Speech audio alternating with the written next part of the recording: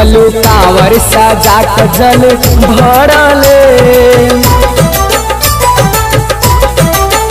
चलू कांवर सजा के जल भरले भरले।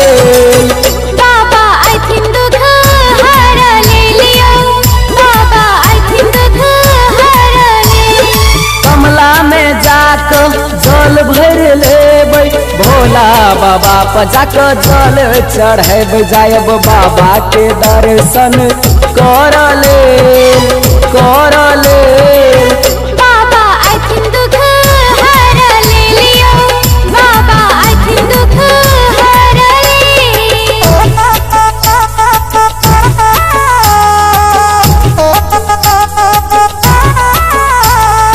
देवघर वाले बाबा की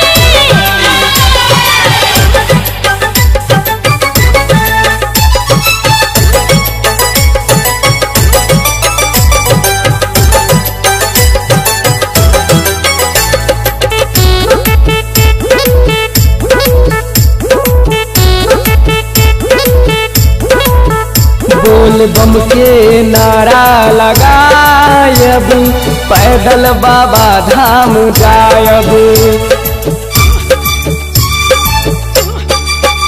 बोल बम के नारा लगायब, पैदल बाबा धाम जायब।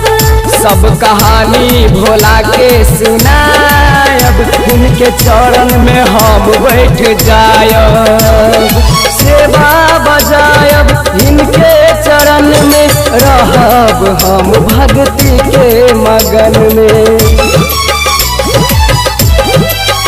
बाबा भक्ति में जायब तरले तरले।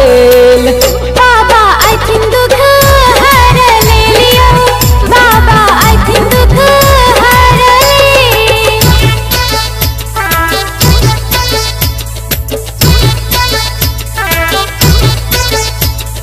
डमरू वाले बाबा की।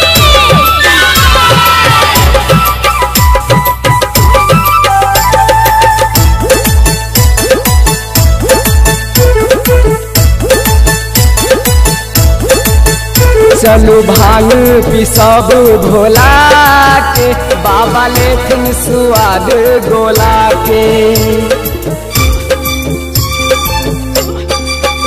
चलू भांग पिसब भोला के, बाबा लेथिन स्वाद गोला के। भोला बाबा छै पर्वत के राजा, खूब पीबै छै भांग और गांजा। बाबा के भक्ति में शक्ति अपार छे, बाबे के कृपा से जग संसार छे।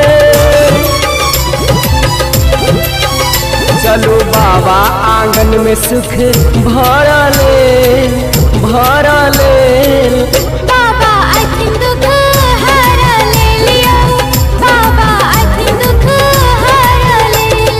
कमला में जाके जल भर लेबै, भोला बाबा पर जाके जल चढ़ेब, जायब बाबा के दर्शन करले करले।